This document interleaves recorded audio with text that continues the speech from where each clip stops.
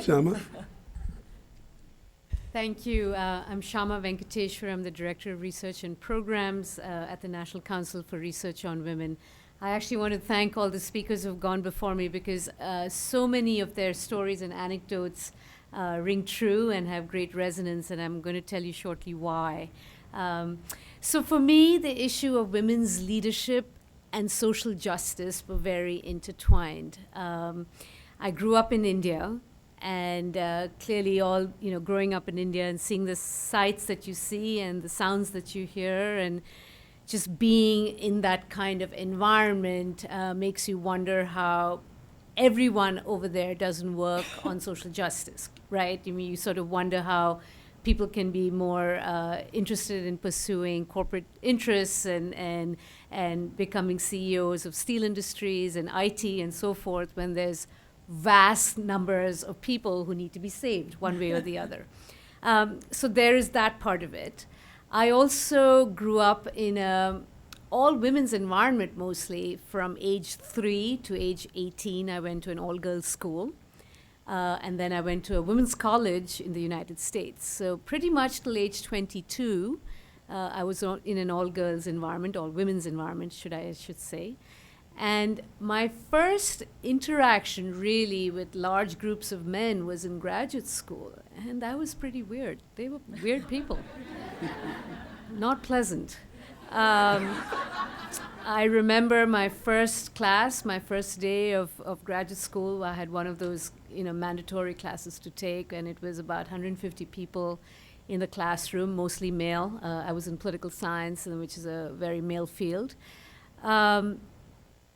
There I was, and I had no idea that the very notion of raising your hand to make an intervention or to speak up was fraught with politics. You didn't raise your hand easily in very male environments. So there I was, that first day of class, and it was one of those huge, hefty, huge things to read, tomes and volumes to read, and I was pretty well prepared. So I asked questions as I was used to doing in school and college. And the very body language of the professor changed when I raised my hand, because all the people who had asked questions until then or made comments were men. And then I raised my hand. And the whole sort of his body just kind of slumped, and I don't know, I thought maybe he thought he was being more approachable by doing that. Anyway, it was very weird. And there were many such sort of instances all through graduate school where I realized that, this is going to be tough. And I was pretty short and couldn't play basketball. And that's how conversations on co-authorship happened. And that's how grants got made and invitations to presentations and so forth. So I had to learn how to do other things very quickly. And I did. So we formed a Women in Political Science group. It was a very supportive, very nurturing. That's where we got to know what grants were up and what possibilities for conferences and so forth. And then, very interestingly enough, and I was sort of just developing my sensibilities in terms of what I wanted to do, my career. I mean, clearly the notions of social justice was deeply imbued in me. Women's leadership, I only knew that. I didn't know anything else. And I pretty much realized that I wanted to reconcile those two things. Not that they needed reconciliation, but in my head, I needed to bring that together. So I did. I pretty much, my graduate career at Columbia University was paid by the Institute for Research on Women and Gender. I was a departmental research assistant there, and I helped out with programs and putting speakers together and brown bags and so forth. So that was really a chance for me to start building on my own interests. And then pretty soon after my PhD, I realized that I love teaching, I love talking, but I wasn't about to leave New York City. So that's a pretty hefty price to pay for a junior academic or an academic wannabe. You really have got to pay your dues elsewhere and then make your way back to big cities. So your first job is usually in a very small, cold town somewhere. And I wasn't about to do that. So this was in the mid-90s, early to mid-90s, and I realized that I wanted to stay in social science. I wanted to continue some of the work that I was doing. but I wasn't about to go to small towns. So what was the next best thing? Nonprofit. And it might seem as if I just sort of settled, but it wasn't. It was a very conscious choice. Nonprofits in those days, in those early 90s, wanted PhDs because they wanted folks who had analytical thinking, statistical skills, certainly, but also some amount of writing, reading, just being sort of, in for the long run, and somebody who knew how to do data and somebody who knew how to do social science and make sense of the world through social science. And that was my tool. That was really what I had been trained to do. And therein lies, that was where I entered the field of nonprofit in the mid-90s. And that's all I've ever known. So from the time I finished my graduate career to now, I have only been in nonprofit. And I have gone from one nonprofit social justice job to another, all the way building skills. I've had jobs previously that dealt with Asia. So I was the director of research and programs, human rights programs at the Asia Society. And I built up for about 7 or 8 years, I worked there and built up a $6 million endowment program there, and got us to do a lot of very interesting work on gender and leadership in Asia. That was one of the signature programs that I conceptualized and ran. And after that, I spent some time at the Carnegie Council, where again, I ran some programs on human rights, and again, which had a focus on women, but not just in Asia, but globally. After that, I spent some time as the executive director of Mercy Corps in New York City. Mercy Corps is a humanitarian aid agency, and this particular job really required us to, one, build up an office here in New York City, but also to start a museum on global hunger and poverty in Battery Park, which still exists now. And I was the founding ED to come up with the concepts, the idea, the content of what we really needed to focus on. And again, I made sure that the notions of social justice and women's leadership went hand in hand, that there was really, when you talked about social justice, you had to talk about it with a gender lens.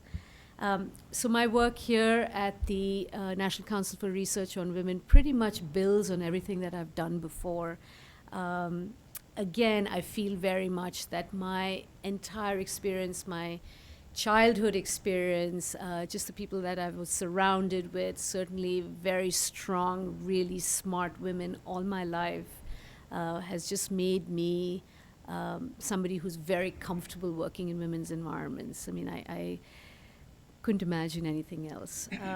So I pretty much spend my time speaking, thinking, writing, worrying about gender issues, and wondering how and when women's leadership will become so mainstream that we'll all be out of jobs. But the other thing that I want to say about, and I want to go back to our assignment in terms of what the sort of things that have helped us in our career. And I think I see this in all of you. I think there's a kind of personal sensibility that we all bring to our jobs. You live your life and your work. In many ways, there's really no difference, right? It's not that I live my life thinking about sort of vulnerable women and low-income women, and then I go home to a palace. I don't have that life, right? So in a way, you make do, your work and your home, in many ways, there's a confluence in that. So you bring the kind of things that you worry about, and that becomes part of your kitchen table conversations with your family and your children and so forth. And just their visions and their perspectives, sometimes very different from your own, helps to bring that back to the workplace, so that that dialectic always exists, as at the same time trying to come to a kind of syncretic position in terms of the diversity of voices coming to unify after a while.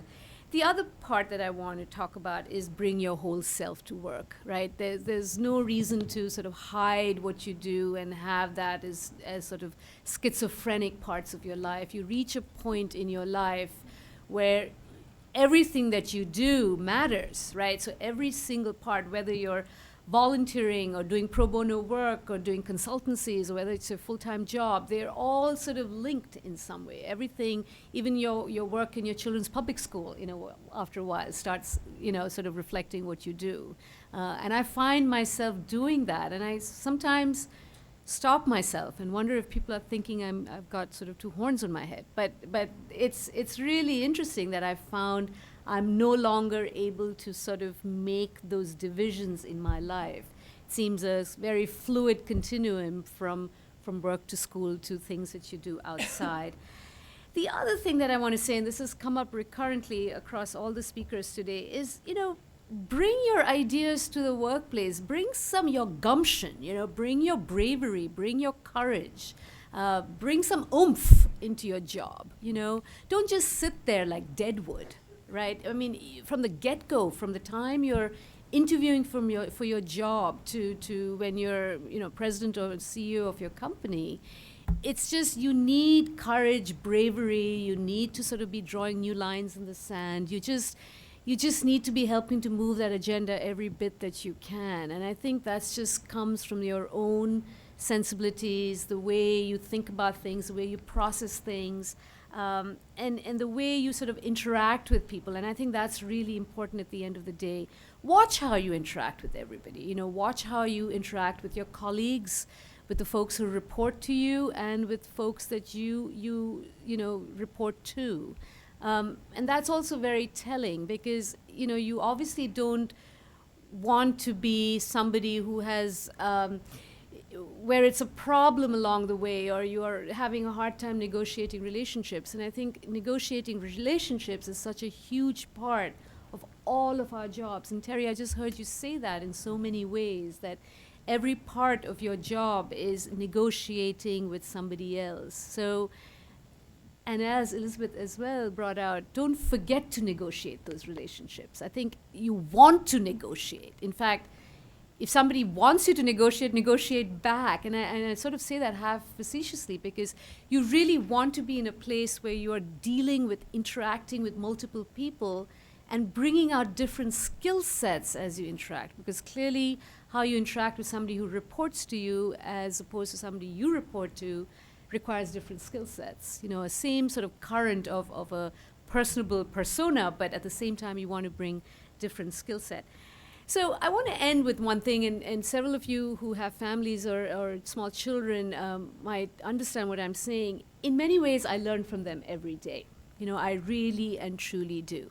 I think they teach me how to love better, just seeing their kind of unadulterated love with which they view the world gives me hope. I know this is like the vastest cliche that you could ever hear from, but it is entirely true. Just the way they look at the world and the hope that they project to the world is really what you want to bring to your workplace every day. And for me, somebody who sort of negotiates the American space as well as going back to India because my parents and folks still live there, and taking my kids along with me, seeing in their eyes how they have to negotiate, their American kids having to now negotiate a completely, vastly different place. And seeing in their eyes the kind of terror, the bewilderment, the anxieties, everything, I mean, the entire spectrum gives me pause and gives me hope and makes me just work that much harder in what I do. Thank you, Shyama.